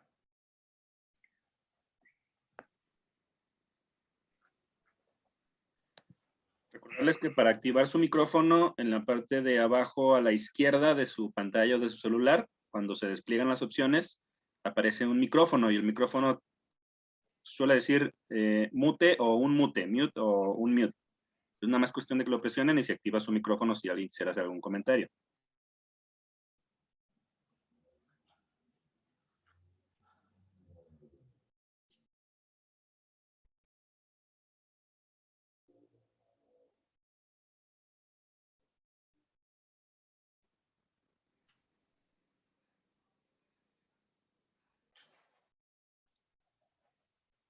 Bien, si no hay algún comentario, pasamos entonces a una muy somera revisión de algunos autores o precursores del pensamiento crítico, algunos de los cuales seguramente todos conocen, y nos vamos sobre las frases clásicas que los caracterizan. Voy a dar una breve explicación de cada uno de ellos. Como precursores del pensamiento crítico, creo que tendríamos que comenzar por Sócrates, que nunca escribió nada. A Sócrates lo conocemos por la obra de Platón, que fue su alumno. Podríamos decir que Sócrates es en realidad un personaje de los diálogos de Platón, cuyo método de conocimiento se denomina mayéutica. La mayéutica es una palabra griega que se refiere a la labor de las parteras. Se dice que la mamá de Sócrates era partera, es decir, ayudaba a las mujeres a dar a luz a sus hijos, y entonces él decía que él era como una partera, es decir, que él ayudaba a que la gente diera a luz sus ideas. Esto nos da una idea de lo que es el idealismo platónico. Es todo lo contrario de los conceptos aristotélicos que ya expliqué. Dije que para Aristóteles nada hay en la mente que no haya pasado primero por los sentidos. La filosofía de Platón, a través del pensamiento de Sócrates, plantea exactamente lo contrario. Nos dice que ya hay ideas innatas, que ya nacemos con conocimiento y que la tarea del maestro es entonces ayudar a que el alumno saque su conocimiento. Entonces lo que hacía Sócrates era dialogar con la gente del pueblo. Se iba a los mercados, se platicaba con la gente que se consideraba ignorante y les demostraba, haciéndoles preguntas, que no eran ignorantes, que sí sabían. Era nada más darle la oportunidad de expresar el conocimiento que ya tenía. Esta es una actitud fundamental para el pensamiento crítico. No ver al estudiante como una persona ignorante a la que le vamos a enseñar lo que nosotros sabemos, sino verla como alguien que ya tiene un conocimiento que nosotros vamos a ayudar a que emerja. El idealismo platónico tiene puntos muy debatibles, pero también muy fuertes. Por ejemplo, si hablamos en geometría, hablamos de círculos, ¿sí? Y la pregunta que podemos hacer es, ¿de dónde sacamos la idea del círculo? Es decir, si Aristóteles tuviera razón y la idea de círculo viniera de la experiencia de los sentidos, entonces yo tendría que ver un círculo para tener la idea de lo que es un círculo. Sin embargo, podríamos decir que el círculo perfecto no existe. Ni siquiera el que podamos dibujar con un compás es un círculo perfecto. Si vemos la línea con un microscopio nos damos cuenta de que está llena de rayitas, o sea, de piquitos y que no es regular. Alguien puede decir, pues la luna llena, pero pues la luna no es un círculo, ¿sí? Es decir, que la idea del círculo perfecto no existe en la naturaleza. Entonces, ¿de dónde la sacamos? De acuerdo con la filosofía de Platón, es una idea innata y nosotros la vemos reflejada en las cosas y las cosas que vemos nos ayudan a recordar esa idea que ya tenemos innata de lo que es un círculo. Y lo aplica en los conceptos morales. ¿Cómo podemos imaginar el bien si el bien absoluto no existe? En la realidad que vivimos no hay nada que sea absolutamente bueno y sin embargo de algún lado sacamos la idea del bien, de la belleza, de la verdad. Si no la conocemos, entonces ¿cómo la podemos imaginar? En ese sentido, entonces, para la filosofía platónica, la frase muy conocida de Sócrates que dice, solo sé que no sé nada, es el principio de la construcción del conocimiento. Nadie puede aprender nada si no comienza por reconocer su propia ignorancia. Este principio tendría que estar grabado en todas las aulas del mundo. Es decir, tendríamos que partir de que todos somos ignorantes y desde ahí aceptar que podemos construir, que podemos sacar nuestro propio conocimiento, que este no va a venir de afuera, que este va a venir de adentro, es decir, de nuestra subjetividad, ¿sí? Eso es lo que podemos decir así en términos muy generales de Sócrates como precursor del pensamiento crítico, que también fundamenta de manera muy clara el pensamiento crítico, es René Descartes. Su frase más conocida de pienso, luego existo, a veces es un poco mal entendida. Parece que se refiere a que solo si pienso existo. Y no se refiere a eso. El concepto pienso se podría sustituir mejor por el concepto dudo. Es decir, dudo de mi propia existencia. ¿Cómo puedo estar seguro de que yo existo? La respuesta que Descartes plantea parte de un método de reducción epistemológica, es decir, de ir dudando de todo hasta encontrar algo de lo que no puedo dudar. ¿Y qué es aquello de lo que no puedo dudar? Pues lo único de lo que no puedo dudar es precisamente de que estoy dudando, porque hasta de la duda puedo dudar. Y ahí la duda, al dudar, se afirma. Es decir, solamente la duda es algo que puede ser, digamos, comprobado. Solamente la duda es la base de un conocimiento cierto. Es como derribar el edificio de los conocimientos ya construidos hasta encontrar un cimiento, una base sólida de la que ya no pueda dudar. A partir de eso, entonces, Descartes reconstruye el edificio del conocimiento y llega incluso a hablar de la demostración de la existencia de Dios y de la realidad, pero partiendo de la duda metodológica, como se le conoce, que también es un fundamento del pensamiento crítico. Esto choca mucho con el pensamiento dogmático y creo que tenemos que ser conscientes de cómo influye en nuestra práctica docente como mexicanos la raíz católica de nuestra cultura, de la cual provenimos. Seamos católicos o no, hemos sido criados y educados en una cultura católica, ¿sí?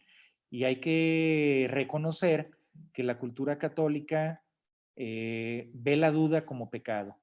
Es decir, la cultura católica plantea como principal valor la fe. Y la fe es creer sin pruebas, ¿sí? Esto significa entonces que desde la matriz católica la duda es vista como algo negativo, ¿sí? Es como no tener fe, ¿sí? Y esto explica mucho por qué el conocimiento científico moderno casi no se desarrolló en los países católicos. Si ustedes se fijan, los países que desarrollaron la ciencia moderna, por ejemplo Inglaterra o Alemania, eran países con una cultura protestante, no una cultura católica. ¿Por qué? Porque los protestantes, precisamente por haberse rebelado en contra de la Iglesia Católica, construyeron el concepto de que cada quien podía interpretar las escrituras a su modo, como quisiera, como pudiera, ¿sí? Es decir, para el pensamiento protestante, la divergencia no es algo negativo. Por eso hay tantas iglesias protestantes, porque cada quien podía fundar su propia iglesia. No hay bronca. Al contrario, es positivo que cada quien tenga su propio pensamiento. Entonces, en los países protestantes, como señala Max Weber es el que desarrolla este pensamiento de cómo el pensamiento religioso influye en el desarrollo del pensamiento científico. Los países católicos están sometidos todavía a una actitud dogmática que hace que nos dé miedo cuestionar. Hasta la misma ciencia la tomamos como un dogma. Es decir, tomamos la ciencia europea como algo ya construido por los grandes sabios y nosotros tenemos que memorizar y repetir lo que los grandes científicos dijeron, pero nos da mucho miedo el dudar del conocimiento ya establecido y el plantear nuestras propias opiniones. No sé si haya alguna duda o algún comentario sobre este punto. Es muy importante que nos hagamos conscientes de cómo la matriz católica en la que existimos dificulta mucho el desarrollo del pensamiento católico. No es, digo, del pensamiento crítico. No estoy diciendo que la religión católica sea buena o mala, simplemente estoy diciendo que la cultura católica promueve la creencia, ¿sí? Promueve la fe. Y entonces, pues el gran rebelde, que es Lucifer, pues es enviado al infierno, ¿no? La rebeldía es castigada, ¿sí? La divergencia, el atreverte a cuestionar, a criticar o a pensar diferente es visto como pecado, ¿sí? Esto lo podemos ver en nuestras aulas. La mayoría de nuestros estudiantes vienen de hogares muy autoritarios en donde la autoridad del padre, por ejemplo, no se cuestiona. La autoridad del padre es absoluta y por lo tanto pues, la del maestro también. Entonces, si se fijan estos conceptos filosóficos tan comunes, tan conocidos como el de René Descartes, en realidad tienen mucha profundidad. Si los analizamos un poquito más a fondo, nos damos cuenta de cómo pone en duda precisamente, cómo cuestiona la raíz cultural desde la cual nosotros hemos sido formados. Maestro Carlos, la maestra Rosario tiene su mano levantada y tiene el micrófono abierto. Adelante, maestra Rosario, te escuchamos. Sí, gracias. Para abundar en esto de lo que mencionaba el maestro, sobre cómo influye el hecho del catolicismo. Las prácticas mismas, pues, no permiten ni siquiera la opinión en torno a lo que se realiza cotidianamente, digamos, en una misa, ¿no? O sea, vas y escuchas al sacerdote, si tú discrepas o quieres alguna opinión emitir, pues simplemente no tienes voz, ¿sí? Incluso al interior, bueno, en alguna ocasión me tocó ver en un colegio, yo iba a los cursos dominicales en el Normal Occidental, ¿sí? Y por el hecho de que una monja decía que sí era monja y que podía oficiar como sacerdote, para dar, por ejemplo, la comunión, el sacerdote decía que no, que ella no podía porque era mujer. O sea, les estoy hablando como de los 90, ¿sí? Obviamente, pues con más machismo marcado y demás. Y entonces ahí, pues yo me di cuenta que ni entre ellos mismos podían como tener un valor que permitiera opiniones distintas, ¿no? Porque pues fue una discusión como muy agria y delante pues, de personas que éramos, digamos, seglares, ¿sí? Entonces, a partir de eso, pues sí, no, si no tienes como esa práctica de que si tienes una duda o un comentario, ¿sí? Frente a lo que el otro está exponiendo, pues obviamente vas a aprender a callar. Y entonces, claro que aplica esto de calladito te ves más bonito, ¿verdad? Claro. Ajá, y entonces si callas en eso, pues callas en muchas cosas, porque es un aprendizaje introyectado, ¿no? Claro. Y por supuesto, pues no va a tener como, no va a prosperar un pensamiento, pues en situaciones de esa manera.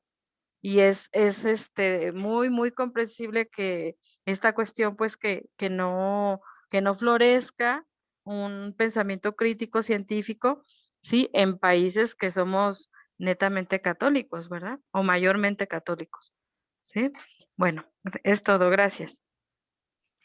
Muchas gracias por su opinión, maestra. Sí, son asuntos muy delicados, ¿eh? En la actualidad podemos meternos en muchos problemas y parece que estamos hablando de religión o cuestionando las creencias religiosas de nuestros estudiantes. Nosotros, por ejemplo, tenemos como colegio de bachilleres algunos planteles, en particular uno, el plantel 11, que está en la zona de influencia de la hermosa provincia, ¿no? De la luz del mundo. O sea, no son católicos, pero son más dogmáticos que los católicos todavía, ¿no? Entonces, hablar de temas científicos, por ejemplo, hablar de la evolución, ¿no? Como teoría darwiniana, es meternos a cuestionar su creencia creacionista, ¿sí? Y hemos tenido casos en los que hasta se pretende correr a un maestro por haber cuestionado la creencia religiosa de un alumno y haberle dicho que Adán y Eva son un mito, ¿no? O sea, por defender la teoría de la evolución. Y como en eso, en muchos otros temas. O sea, tenemos alumnos que, por ejemplo, pues ya lo saben, no aceptan hacer honores a la bandera, o no, si necesitan una transfusión de sangre, su religión no se los permite. Entonces nos metemos en un tema en el que se pone muy en juego precisamente el diálogo intercultural. O sea, ¿cómo podemos nosotros trabajar siendo respetuosos de las creencias religiosas de distintas iglesias, pero al mismo tiempo combatir el fanatismo, como lo dice la Constitución, combatir el dogmatismo, sin entrar en situaciones que parezca que estamos faltando al respeto a las creencias de nuestros estudiantes? Son temas muy delicados, pero precisamente es donde tenemos que tener nosotros la capacidad de dialogar, de escuchar, no de imponer tampoco. Es decir, tenemos que respetar la creencia de cada quien, pero sí tenemos que plantear por lo menos las distintas alternativas de creencia que hay y por lo menos hacerles ver que no hay un pensamiento único, que hay gente que piensa de distintos modos y que así como nosotros podemos respetar sus creencias, aunque no las compartamos, pues ellos también tienen que aprender a tolerar el pensamiento distinto de otras religiones o de gente sin ninguna religión. Eso creo que es una de las tareas principales del pensamiento crítico en las aulas de educación básica y de media superior. La ¿Algún maestra otro? Rosy Quintero quiere hacer un comentario. Adelante, maestra Rosy Quintero. Sí, en base a esto que estamos viendo, sí, la religión católica es una religión muy abierta, en donde, pues, si pecamos, ¿no? Como dice la religión, pues ya lo pagaremos cuando me muera, ¿no? Porque pues no va a venir nadie en este momento para reprenderlo, ¿no? Es una religión diferente a otras religiones donde sí se genera un poco el pensamiento crítico. Y esto que comentaba la maestra Rosario, se genera mucho, pienso yo, precisamente porque no hacemos una reflexión y una evaluación de lo que es la religión, que mucha gente pues estamos ahí o profesamos o los mismos alumnos y no podemos dar más o dar otro pensamiento o dar otra respuesta, como usted menciona, debido a que no hemos ni siquiera reflexionado al respecto de lo que nosotros mismos creemos. No hay un pensamiento crítico de lo que nosotros mismos estamos profesando, ¿no? Entonces sí es bien importante, desde un principio se dijo, ser críticos con nosotros mismos, usando el pensamiento crítico, no criticarnos, para entonces sí poder apoyar y a lo mejor dar una respuesta o tener esa tolerancia o respeto con los alumnos que pues no hacen honores a la bandera, que tienen otra ideología, ¿no? Y que les siembran otras cuestiones en sus familias. Muy de acuerdo, maestra. Pasando al siguiente pensador, también es conocido por esta famosa frase de Friedrich Nietzsche, Dios ha muerto. Creo que también se malinterpreta mucho. Quien no lo ha estudiado puede pensar que es como un ateo, ¿no? Como alguien que está en contra de la religión. Y la verdad es que lo que Nietzsche quiso dar a entender con esta expresión de que Dios ha muerto es más bien una crítica a la modernidad y al pensamiento cientificista.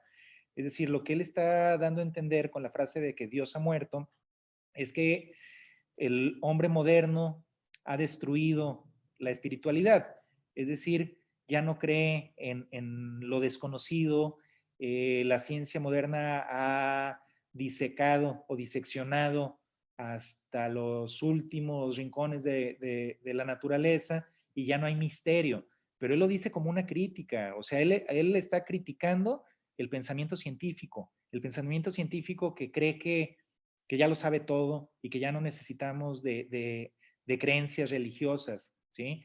Nietzsche extraña a los dioses, o sea, Nietzsche añora el tiempo en el que el ser humano podía ser, por ejemplo, respetuoso de los ríos y respetuoso de los bosques porque creía que en ellos habitaban espíritus o dioses. Mientras que la ciencia moderna desacraliza la naturaleza y eso es lo que permite que la destruyamos. O sea, la crisis ecológica que actualmente asola el planeta tiene precisamente que ver con ese pensamiento que ya no cree en la espiritualidad. Es decir, ya nada es sagrado, ¿sí? Ya todo es mercancía, ya todo puede ser empaquetado y vendido en el sistema capitalista y ya no respetamos nada, ¿sí? Eso es lo que está diciendo Nietzsche cuando dice que Dios ha muerto, ¿sí? Entonces, yo considero a Nietzsche también un precursor del pensamiento crítico, precisamente no porque critica la religión, no critica la religión, en realidad lo que critica es el pensamiento positivista que pone al hombre en lugar de Dios, pero de una manera muy poco racional también, es decir, ese endiosamiento del hombre pues nos lleva a situaciones como la de la pandemia en la que estamos actualmente, la ciencia moderna desatada, la ciencia sin conciencia, como dijera Edgar Morin, pues lleva a una ciencia destructiva, a una ciencia ciega, a una ciencia que pone en peligro incluso la sobrevivencia de la vida misma, ¿sí? Voy a seguir avanzando porque veo que ya va a ser la 1, se nos va muy rápido el tiempo. Si ustedes gustan que sigamos hasta terminar, yo estoy en toda la disposición, pero ustedes díganme, ¿sí?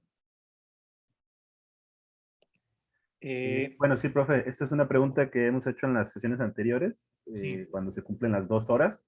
Sabemos que iniciamos a las 11:15, entonces ahorita llevamos 1 hora 45, pero ya es la 1 de la tarde. Entonces, si nos ayudan ustedes a comentar ahí en el chat, porque es importante pues que consensemos para saber si le seguimos avanzando o si prefieren que lo pospongamos. La mesa Claudia dice sí, hasta terminar. La mesa Rosy Quintero, bueno, pregunta sobre la película de Nietzsche. La mesa Silvia Elán dice que sí vamos a terminar. Rosy Quintero dice que continuamos. Karina Rodríguez dice que continuamos. De acuerdo, muy interesante, hasta terminar. Continuamos. Bien, yo creo que le seguimos, profe Carlos. Gracias. Perfecto, bien. En esta diapositiva presento algunos ejemplos, los principales, de pensadores científicos que han roto con los paradigmas dominantes de su época, como ejemplo de pensamiento crítico, es decir, de cómo un pensador que se atreva a cuestionar los conocimientos imperantes en una época puede causar revoluciones en el pensamiento. El primero, pues como sabemos, Galileo Galilei rompe con el geocentrismo, es decir, con la idea de que la Tierra es el centro del universo, ¿sí? Esto pues es una revolución epistémica en el sentido de precisamente no creer que ocupamos el centro del universo y va de la mano con la revolución de la teoría de la evolución de Charles Darwin, que incluso rompe ahora con la idea de que el ser humano es el centro de la creación al colocarnos como parte de la naturaleza, como parte de un proceso evolutivo, como parte del reino animal. Marx, por ejemplo, sobre todo con el concepto del determinismo materialista, rompe con el idealismo no solo platónico, sino con el idealismo incluso romántico de antecesores como Hegel, al plantear que la realidad material determina en última instancia nuestra ideología. Esto a veces es muy mal comprendido y se dice que el materialismo tiene que ver con el dinero, cuando el materialismo histórico de Carlos Marx tiene más que ver con las necesidades materiales de la subsistencia del ser humano. Es decir, que primero es comer que ser cristiano, por decirlo con un dicho popular. Es decir, que las condiciones materiales de nuestra subsistencia determinan nuestra forma de pensar, ¿sí? Y otro gran ejemplo es Sigmund Freud, que rompe con el racionalismo. Es decir, Freud plantea la existencia del inconsciente, es decir, de que nuestra mente racional no lo es todo y que nuestras decisiones en la vida no son tomadas únicamente por medio de la razón, sino que lo inconsciente, sobre todo nuestros deseos inconscientes, determinan en gran medida nuestras decisiones. Y esto ha sido muy aprovechado, por ejemplo, por la mercadotecnia y por el capitalismo para vender. Es decir, no nos venden mercancías que necesitemos, nos venden satisfactores de nuestras necesidades inconscientes. Es decir, se refieren a nuestros deseos más que a nuestras necesidades, ¿sí? En ese sentido, lo pongo como ejemplos de pensadores que a través del pensamiento crítico han roto con los paradigmas imperantes en su época, pero también como rupturas históricas en la construcción del conocimiento y del pensamiento crítico. Ahora, siendo muy precisos, así ya filosóficamente hablando, cuando hablamos de pensamiento crítico, nos estamos refiriendo a una escuela particular de pensamiento, que es la teoría crítica desarrollada por la Escuela de Frankfurt, integrada por un grupo de filósofos de corte marxista, pero que también cuestionan y critican al mismo marxismo, o sea, el marxismo de Marx, ¿sí? Esta escuela de Frankfurt tiene varias etapas a lo largo de la primera mitad del siglo XX, algunos incluso de la segunda mitad del siglo XX, integrada por filósofos como Adorno, Marcuse, Horkheimer y otros, o como Habermas, por ejemplo. Plantea que toda teoría está mediada por las contradicciones sociohistóricas del contexto en el que tiene origen. Esto es, que la construcción de todo conocimiento está condicionada por intereses políticos y económicos que deben ser cuestionados críticamente. Por lo tanto, no existe el conocimiento puro. Entonces, cuando nos hablen de pensamiento crítico y nos queramos poner, digamos, teóricos un poquito en serio, tenemos que referirnos a la teoría crítica. Ese es el origen del concepto, de ahí viene, ¿sí? Ya todo lo que hemos desarrollado, pues es un concepto general, popularizado y asimilado por nosotros como maestros de lo que es el pensamiento crítico. Pero si hablamos de manera estricta, el pensamiento crítico nos tiene que referir necesariamente a la teoría crítica de la Escuela de Frankfurt y a la pedagogía crítica que vamos a mencionar a continuación. Esto es muy importante que lo sepamos, por lo menos, ya a quien le interese puede ahondar, puede investigar, puede estudiar por su cuenta, pero la teoría crítica es fundamental porque cuestiona precisamente el conocimiento puro. Lo que dice en pocas palabras es que el conocimiento es interesado, es decir, que el conocimiento tiene determinaciones políticas y económicas. Y esto lo vemos claramente, por ejemplo, ahorita en el contexto de la pandemia. La competencia entre los países por desarrollar la vacuna, ¿no? Contra el COVID-19. O en cualquier otra enfermedad o pandemia, el desarrollo del conocimiento científico en muchas ocasiones está promovido o motivado por el interés económico. O sea, por el deseo de hacer negocio, no por el deseo de aprender o de descubrir o de investigar, sino por el interés monetario, por el interés económico. Y esto entonces determina mucho el conocimiento. Hay ejemplos muy claros de cómo incluso el interés económico del capitalismo ha no contribuido al desarrollo científico, sino al contrario, ha frenado el desarrollo científico. Uno de los mejores ejemplos que tenemos en el ámbito tecnológico es el del coche eléctrico. Hay incluso un documental, lo pueden buscar, se llama ¿Quién mató al coche eléctrico? Que muestra cómo desde los años 30 prácticamente ya podía haberse desarrollado el coche eléctrico, ya existía. Lo detuvieron, lo frenaron, ¿sí? Incluso amenazaron a los técnicos que lo estaban desarrollando porque ponía en riesgo los intereses de las industrias petroleras, ¿sí? Entonces, podría haber habido coches eléctricos mucho menos contaminantes desde hace mucho tiempo. Sin embargo, los intereses económicos de algunas empresas frenaron su desarrollo. Otro ejemplo muy claro es el de la obsolescencia programada. Los primeros focos que se desarrollaron en Estados Unidos duraban prácticamente para siempre, no se fundían, ¿sí? Sin embargo, empresas como Philips sufrieron amenazas y presiones de los grupos de poder para decir, oye, ¿cómo que el foco no se va a fundir? Pues, ¿qué vamos a hacer? No vamos a vender focos, la gente va a comprar uno y le va a durar toda la vida y entonces no va a hacer negocio. Entonces tienes que hacer que el foco se funda. Es que los focos se fundan no es un defecto digamos, de la tecnología. Al contrario, es intencional. Se hace para que puedan seguir vendiendo. Y así como lo vivimos con las impresoras, con las computadoras, hasta con los zapatos, las cosas se hacen para que se descompongan, cuando bien podrían haberse hecho para que duraran mucho más de lo que duran. Los celulares los tenemos que estar cambiando cada año, cuando podríamos tener un celular que nos durara 10 años o más, pero eso no es bueno para los negocios. Pues ahí eso es un ejemplo de cómo los intereses políticos y económicos, sobre todo, inciden en que la ciencia se desarrolle o no se desarrolle, o se desarrolle en un sentido o se desarrolle en otro. Y el ejemplo más fuerte y más grave, pues es el de la industria armamenticia. Es decir, gran parte de los avances y descubrimientos de la ciencia han sido promovidos o utilizados para el desarrollo de armas. Si lo que debería de servir para buscar que la gente viva mejor, que la humanidad sea libre, sea feliz, al contrario, se utiliza para construir bombas cada vez más efectivas que sean capaces de matar más gente, ¿sí? En ese sentido, entonces, es muy importante el pensamiento crítico en la ciencia. Una ciencia que no acepta la crítica se vuelve una amenaza para la humanidad. Eso lo tenemos que tener también muy presente. Dice Silvia Gum, puede ser también la cura del cáncer, claro, o de muchas otras enfermedades.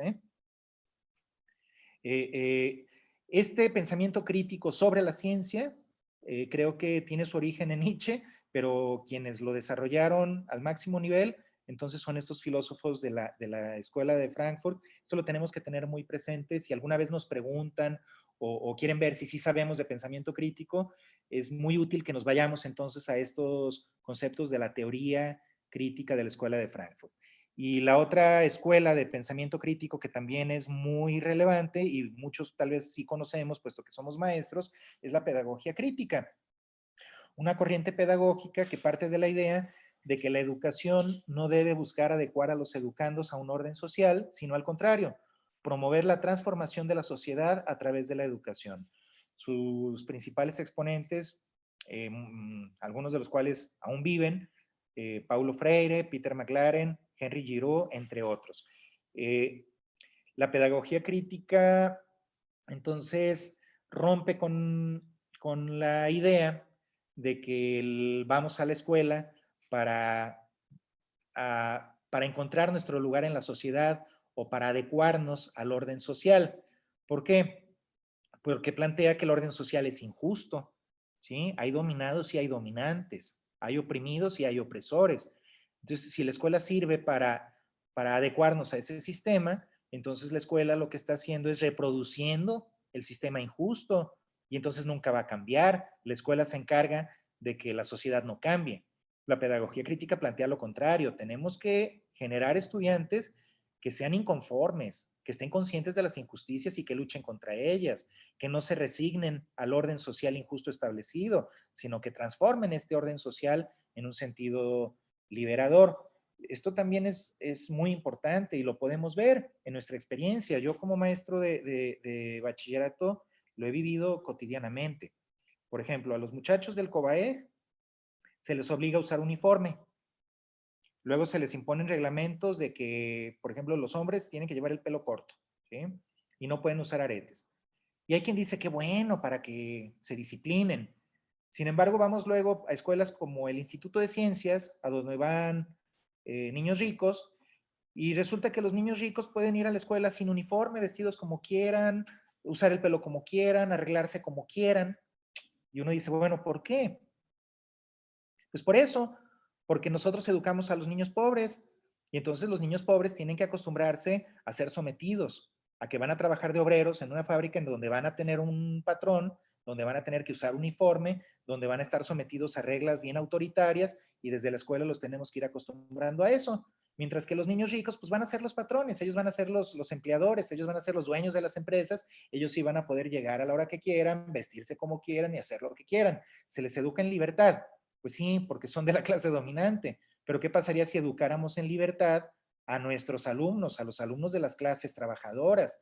Pues estaríamos promoviendo entonces que no acepten la injusticia. A lo mejor eso no es bueno para los patrones, pero sí es bueno para la sociedad. En el COBAEC, por ejemplo, teníamos antes la materia de derecho, se les enseñaba derecho laboral a los alumnos y luego la quitaron porque digamos, las cámaras de patrones dijeron, no, pues ¿cómo les van a enseñar derecho laboral a los alumnos? Al rato van a hacer huelgas cuando sean nuestros empleados, al rato van a exigir mejoras salariales, se van a rebelar contra el patrón, pues les quitamos eso, no queremos, o sea, que sí aprendan a trabajar habilidades técnicas, pero que no aprendan que tienen derechos, porque eso no es bueno para el patrón. O sea, esos son ejemplos de lo que plantea la pedagogía crítica, principalmente de Paulo Freire, y yo pienso que la pedagogía crítica es la aplicación más importante del pensamiento crítico en la práctica, en el aula de nosotros como docentes. Maestro, la maestra Rosario le levantó la mano. Le damos Adelante. la palabra, maestro Rosario, adelante. 2 minutos, adelante. Sí, gracias. Respecto a esto de los usos del uniforme, bueno, en la escuela pública normalmente te venden la idea de que para que todos iguales, porque todos somos iguales,